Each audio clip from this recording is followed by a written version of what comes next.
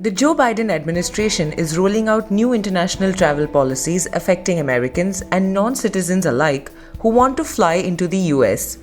The goal is to restore more normal air travel after 18 months of disruption caused by the COVID-19 pandemic. The across-the-board rules, which will take effect in November, will replace the hodgepodge of confusing restrictions. Some details of the plan announced on Monday are being worked out, but here are some questions and answers about what to expect. What is the new policy in a nutshell?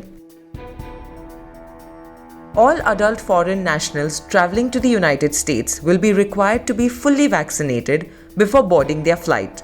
This is in addition to the current requirement that travelers show proof of a negative COVID-19 test taken within 72 hours of departure to the United States. Once the vaccination requirement is put in place, the White House will ease all the country-specific restrictions on international travel that have prevented non-citizens who have been in the United Kingdom, European Union, China, India, Iran, Republic of Ireland, Brazil or South Africa in the prior 14 days from entering the United States.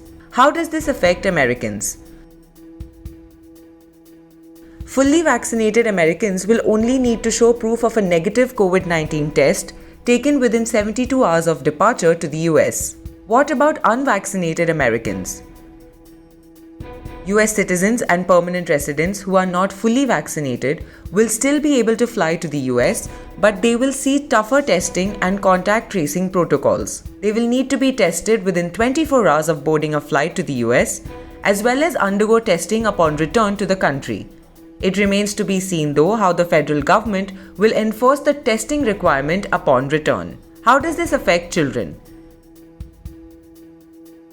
The new US policy only requires adult foreign nationals to be fully vaccinated in order to enter the US. The White House did not immediately say whether unvaccinated children will face different testing protocols when flying into the country.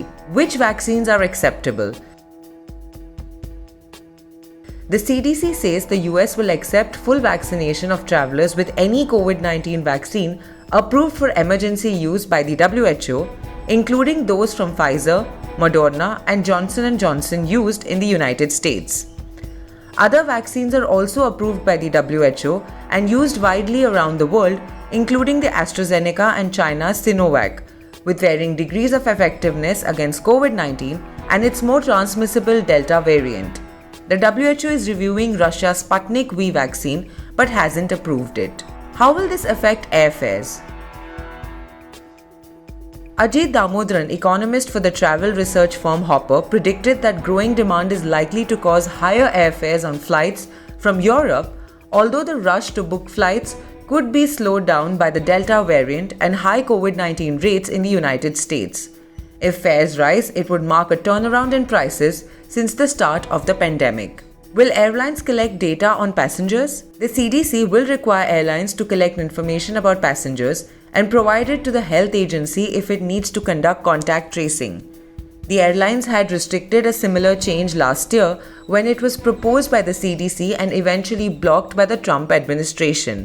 What about travel over land borders? The administration's restrictions on crossing land borders from Mexico and Canada into the US are to remain unchanged for now. That means that in some cases, fully vaccinated people from the two American neighbors will soon be able to fly to the US but may not be able to make the same journey by car. How will this affect the travel industry? Analysts and industry officials think it will help.